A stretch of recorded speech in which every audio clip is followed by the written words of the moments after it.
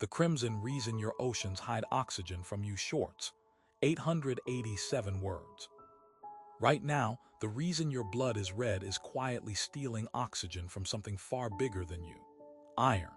The same metal that lets your blood grab oxygen and never let go is the exact chemistry deciding who breathes in the ocean and who doesn't. In 2018, off the coast of Florida, that chemistry turned 60 miles of coastline into a graveyard in under a week. Fish didn't drown. They suffocated in open water with their gills working perfectly. Something invisible had already taken their oxygen before they even surfaced. And the same thing is spreading under you right now. Here's what nobody tells you about the ocean. You've been taught it's an endless tank of oxygen, half the air you breathe bubbling up from algae and plankton below the waves. That part is true. But that same water is also capable of turning into a sealed, oxygen-starved tomb within days, and it doesn't need a chemical spill or an oil rig to do it. It needs heat, stillness, and iron.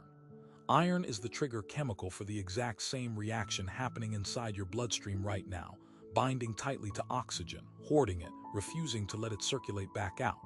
In your blood, that's survival. In the ocean at scale, it's a death sentence with your name quietly attached because that water eventually cycles back into the air you inhale. And nothing about this needs a villain.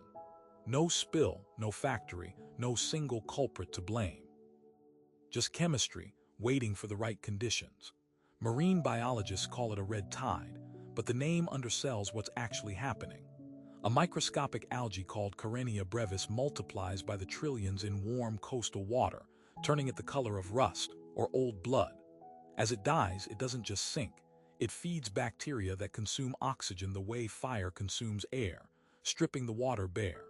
Within days, an entire stretch of ocean floor becomes what scientists bluntly call a dead zone. No oxygen, no survivors. In 2018 alone, Florida's red tide killed manatees, dolphins, sea turtles, and thousands of tons of fish, washing them onto beaches faster than crews could remove the bodies. Tourists smelled it before they saw it. That's the reveal nobody puts on the label. The ocean can turn against its own oxygen supply, using the exact same molecule your body depends on to survive. You'd assume this only happens in warm, shallow water near a coastline. That's the part that should actually worry you. Scientists have now confirmed oxygen minimum zones expanding in open ocean, thousands of miles from any coast, thousands of feet down, where sunlight never reaches.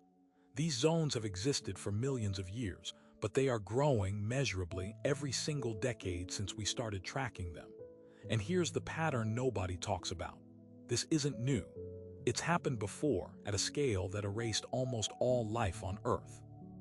252 million years ago, at the end of the Permian period, the ocean underwent a global anoxic event, a planet-wide version of that Florida dead zone, except it didn't stay contained to 60 miles of coastline. It swallowed the entire ocean. Iron-rich water turned the seafloor a deep rust crimson, a color still visible today in rock layers from that era, frozen in stone like a bruise that never healed. 96% of marine species died, not from an asteroid, not from a single volcano, from the ocean quietly deciding to hoard its own oxygen until nothing could breathe it. The trigger was heat, rising ocean temperatures slowing circulation until the deep water stopped turning over, stopped refreshing, and simply sat there, starving. Geologists call it the Great Dying, and they can trace its exact chemical signature because it's the same iron reaction happening in your blood, in that Florida bloom, and in the deep ocean today, just multiplied across an entire planet instead of 60 miles of coast. The uncomfortable part is the math. Roughly half the oxygen you breathe right now was made in the ocean, not on land.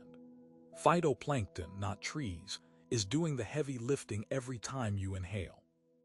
And the ocean's ability to hold onto that oxygen and circulate it back to you depends entirely on temperature and circulation staying stable, the same two variables currently shifting, measurably, every year. Oxygen minimum zones have expanded by millions of square miles since the 1960s. Dead zones near coastlines have quadrupled since 1950. None of this required an extinction-level asteroid. It only required the ocean's iron chemistry to tip, quietly, the same way your blood tips toward hoarding oxygen when your body senses a threat. The ocean is doing exactly what it's built to do. That's what should unsettle you.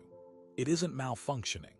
It's following the same rules it followed 252 million years ago, and it has never once forgotten how.